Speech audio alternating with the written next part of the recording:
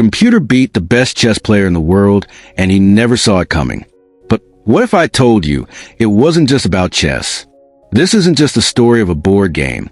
This is the moment when artificial intelligence stood up, looked human intelligence in the face, and won. In 1997, something happened that changed how we think about computers, creativity, and even what it means to be human.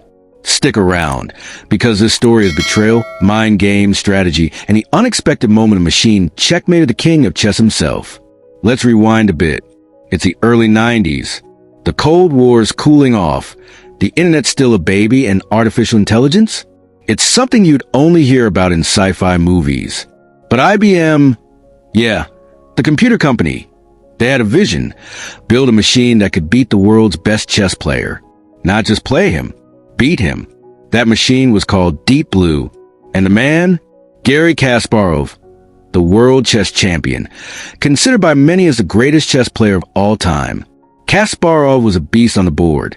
He had been the world champion since 1985, defeating every human challenger thrown at him. Fast, ruthless, and brilliant. He could visualize 20 moves ahead, no sweat. So, the idea that a computer, basically a glorified calculator, could take him down, it sounded laughable. But IBM wasn't laughing. In 1996, they arranged a match, 6 games. Kasparov versus Deep Blue. And in game 1, something happened that made the world take a step back. Deep Blue won, not the whole match. Kasparov ended up winning 4, the 2 overall. But the machine had drawn blood. It was the first time a reigning world chess champion had lost to a computer under tournament conditions. And Kasparov knew something had changed. Fast forward to 1997. Rematch. This time, Deep Blue had been upgraded. We're talking massively upgraded. It could analyze 200 million positions per second. That's like watching every single Netflix show ever made, all at once, and still having time for a snack.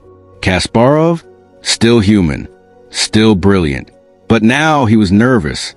He started saying things in interviews like, "I could smell a new kind of intelligence." Let that sink in. He wasn't just playing a machine anymore. He was starting to believe it was thinking. Here's where things get spicy. See, chess isn't just about rules and logic. It's about psychology. Reading your opponent. Bluffing. Setting traps. It's a mental war. And humans? We're messy. We get tired. We get emotional. We panic. Computers don't. In Game 2 of the 1997 match, something truly strange happened. Deep Blue made a move, just one move, that rattled Kasparov to his core. It wasn't flashy. It wasn't aggressive. But it was weird. Unpredictable. It didn't follow normal patterns of logic. To Kasparov, it was as if the machine had intuition. After that move, Kasparov lost his cool. He started second-guessing himself. Playing safe. Making mistakes. And Deep Blue? It didn't hesitate. By the end of Game 6, the score was 3.5 to 2.5. Deep Blue had beaten the world champion. Let's pause for a second. Why does this matter? I mean, it's just a game, right? Wrong. This was a turning point in the relationship between humans and machines. For the first time, we had built something that could outthink us in a domain we had always dominated. And not just any domain. Chess is often used as a metaphor for intelligence itself. It's a closed system. It's logical. It's perfect for studying strategy, memory, foresight, all the things we associate with genius. And a machine just conquered it. Now here's the part most people don't know. Kasparov didn't just lose the match. He lost his mind over it. He accused IBM of cheating. He demanded to see the logs of Deep Blue's code. He said that move in Game 2, it had to have been the result of human intervention. Why? Because Deep Blue resigned a move early in a losing game the year before. Computers don't get sad. They don't give up. So why resign? And that weird move in Game 2 of the 1997 match? Kasparov was convinced it showed creativity, something machines shouldn't have. IBM denied it all. They said Deep Blue played fair. No human help. Just code. But here's the twist. Instead of releasing Deep Blue's code to clear things up, IBM dismantled the machine. Forever. Why? Some say it was about PR. The win was great for IBM's image. A mysterious, almost mythical victory over the world's greatest human mind. But releasing the code might have shown it was just brute force calculation, no magic, no spark of life. And that would have ruined the story. Kasparov, to this day, says he felt something inhuman during those games. He was right. So, what really happened in Game 2?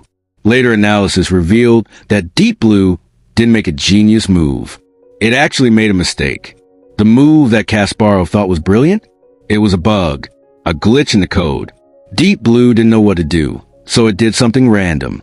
But Kasparov, the human, saw it as genius. He projected intelligence onto a machine, and that broke him. This is the climax of our story. The moment a computer didn't even need to be smart to beat a genius. It just needed to look smart long enough for the genius to break himself. That's not just about chess anymore. That's a mirror to how we interact with AI today.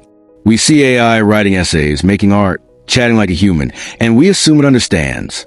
But maybe like Deep Blue, it's just really fast at guessing. And maybe that's enough to beat us. In the end, Kasparov versus Deep Blue wasn't man versus machine. It was man versus the idea of machine intelligence. Deep Blue didn't rewrite chess theory. It didn't innovate. It didn't create. But it did beat the greatest player in the world. And it did by being consistent, cold, and fast. Everything we're not. Kasparov went on to become a leading voice in human rights and tech ethics.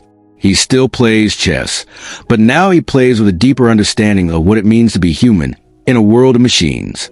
And Deep Blue, it lives on as a symbol, not of AI's intelligence, but of ours.